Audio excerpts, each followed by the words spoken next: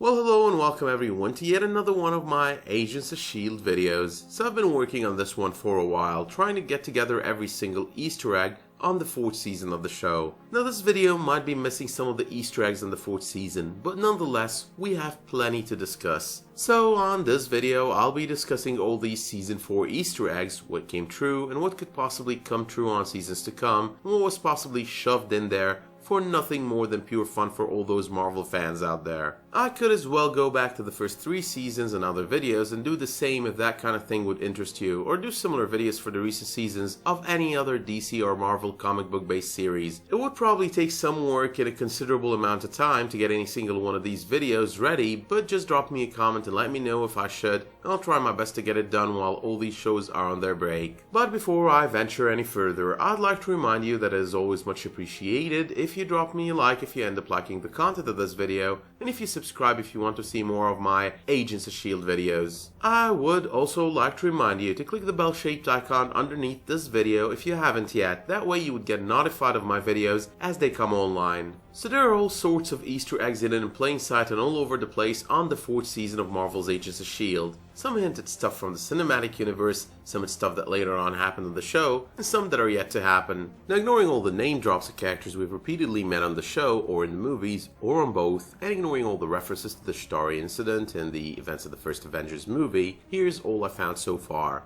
Number 1. Let's talk the Captain America Easter eggs. On the season premiere, the Sokovia Accords have reformed S.H.I.E.L.D. and changed the lives of Inhumans forever through the registration act that comes with them, thanks to the events of Captain America Civil War. Now every single mention of the Sokovia Accords throughout the season are considerably references to the very same movie. Early on during the season as well, a conversation between Jeffrey, Mace and Coulson sees them mentioning the choice of Mace's director kicked in as they wanted to appoint someone who is in a way representative of the Inhuman population. Mace also mentioned how he had to step up for the job, with Captain America being, and I quote, AWOL. That was of course in reference to the very ending of the Civil War movie. It was clearly hinted as well that one of the reasons of the choice of Mace as director was because of his heroic deeds helping the survivors during the UN bombing at Vienna early on in the events of the Captain America Civil War movie. So apparently he was there, we just didn't get to see him. But moving on to my expectation back then, which was basically that Mace was going to become the next Captain America, fulfilling his comic book destiny. In the comics, Mace is a journalist turned Patriot turned Captain America post the death of Steve Rogers. But with his death on the show, he cannot really fulfill that destiny anymore.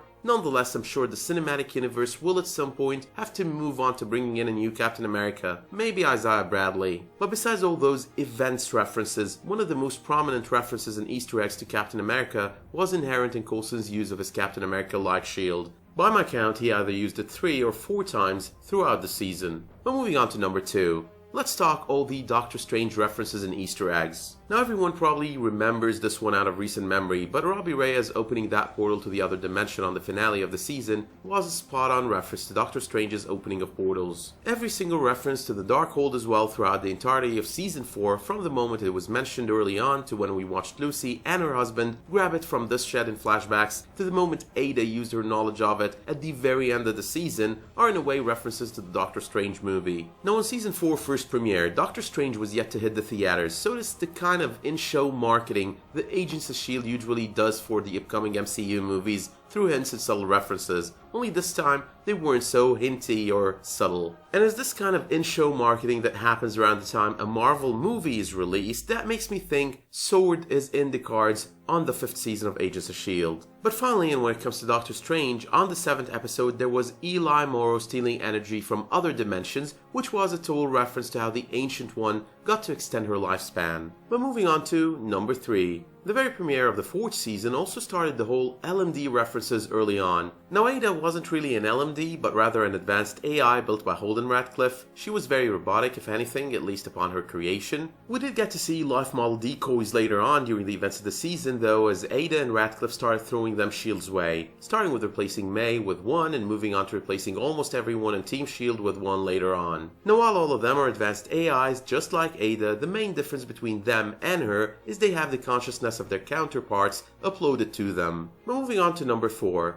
Now in the 2nd episode of the season, we got to find out who the new director happens to be. Jeffrey Mace. And right then and there, everyone who's a fan of the Marvel comics jumped to the conclusion the show is introducing Marvel's Patriot. Now, even though the man turned out to be a total fraud, we got to see another version of him within the framework during the Agents of HYDRA arc, a version that is true to his comic book persona. That version, though, is not really the comic book version of Jeffrey Mace, but rather a mashup between Mace and Elijah Bradley, who was the second Patriot in the comics and possessed the abilities of a super soldier. But with Mace now dead, you've got to wonder if someday the show or the movies will introduce Elijah Bradley's Patriot to the mix. Now moving on to number 5. The Johnny Blaze Easter eggs came into play as of the 5th episode of the 4th season. During the initial sequence of the episode, Lucy and her husband visited this shed in flashbacks to find and steal the Darkhold. And there we were shown 3 references in a row of the first Ghost Rider, indicating they are in the man's home. We had the Quentin Carnival poster, the man's leather jacket, and a dismantled motorcycle, and all 3 were spot-on Easter eggs to the comic book character. We also possibly got to see Johnny Blaze in his Ghost Rider form on the 6th episode of the season as he saved Robbie's life in flashbacks. Now, with talks and rumors out there about Norman Reedus possibly portraying Johnny Blaze on the upcoming season, it is almost evident that the show is taking some of its Easter eggs seriously. There are as well rumors that a Ghost Rider spin-off possibly on Netflix might come into play. That will most probably feature Johnny Blaze at some point. But moving on to number 6. Eli Morrow as a character was an Easter egg to the actual spirit that united with Robbie in the comics. Robbie's uncle in the comics was a criminal and a murderer shot by the cops in the 90s, came back in the form of the spirit that joined forces with Robbie at some point down the road, turning him into the Ghost Rider. The show, however, took him down another route, making him into some version of Molecule Man as he went full-throttle kind of evil. Being Molecule Man is once again a direct Easter egg to the comic book Molecule Man, who is in my opinion one of the strongest supervillains on the pages of the Marvel comics. However, while a supervillain, he's sometimes portrayed in the comics as more of a reformed outlaw. Now personally, I think Owen Reece Molecule Man is a villain for the movies, considering he would be above the pay grade for a TV series, but you never know if the show would put the investment to bring in such a character to its fold. There's a lot they can do with him. But moving on to number 7, now here's an Easter egg that totally turned true as the season progressed. On the 7th episode of the season, we watched the mention of Ada in conjunction with both Tony Stark and Ultron, and the fears she might turn into the same kind of villain. Radcliffe even made it clear he might be a genius, but he's very unlike Tony Stark. And we all know what happened down the road from there, as Ada became exactly what many of them feared she would become. But moving on to number 8. Maybe the comic book version. Now that was one hell of an Easter egg that I think might probably come true come the 5th season of the show. In a conversation between Coulson and Daisy, she tells him an Inhuman S.H.I.E.L.D. director was a good idea, and he tells her he kind of had her in mind for the job, and that was her response. Maybe the comic book version. Now Daisy actually ended up becoming the director of S.H.I.E.L.D. at some point on the pages of the comics. With Mace now dead and with a vacuum at the head of the S.H.I.E.L.D. table, Daisy should hopefully swoop in pretty soon and take what's rightfully hers. But moving on to number 9. On the 10th episode of the season, with the attempt on Mace's life, there was the Judas bullet reference, the one from Luke Cage. Apparently the bullets did end up making their way to Agents of S.H.I.E.L.D., and while a lot of us fans would like to see mini crossovers with the Netflix shows, this is as close as we've got so far. There's of course always the chance it could happen someday, and if the chance does not exist right now, we can always wish it into happening. But moving on to number 10. On the 13th episode of the season, Terrence Shockley turned into Nitro, the explosive supervillain from the comics.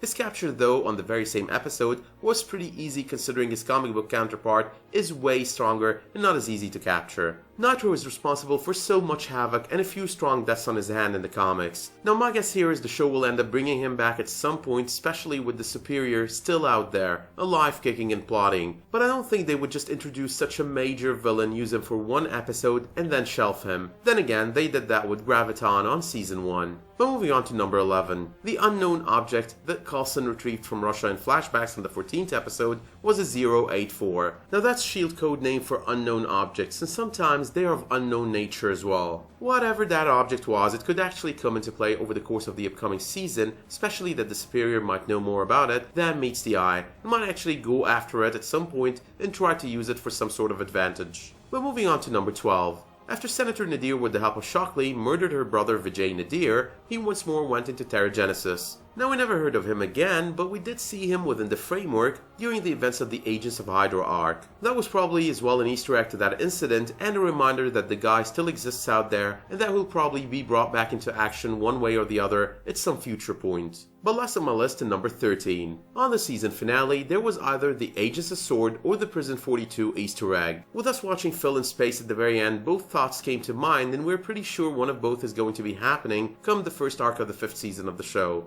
Now, both possibilities would make sense in a way. S.W.O.R.D. would definitely make sense as some sort of a backdoor to the Infinity War movie. This kind of connection between the movie universe and the TV one would definitely bump up the show's viewership and ratings over the upcoming season and maybe guarantee the show a 6th season very early on during its 5th season run. But besides all these references, there was always of course the references to other shows and movies including Terminator, Battlestar Galactica, and tons of Rise of the Machines kind of movies. There were also multiple references to Star Wars. Not a single comic book show or string of comic book shows misses making a reference here and there. And of course, with John Hannah portraying the role of Radcliffe, there had to be this one reference to his role in Spartacus. These here are just more or less honorable mentions, but there were definitely a lot more throughout the season. But with that being said, let me know in the comments what you thought of this video, which Easter eggs do you think will come true on the show on the upcoming season or in future seasons, and which of the ones that came true did you enjoy the most. Let me know as well if you want me to upload similar videos for previous seasons of Marvel's Agents of S.H.I.E.L.D. or the most recent seasons of other comic book shows. Now until I see you next, thank you all for watching and have a wonderful day.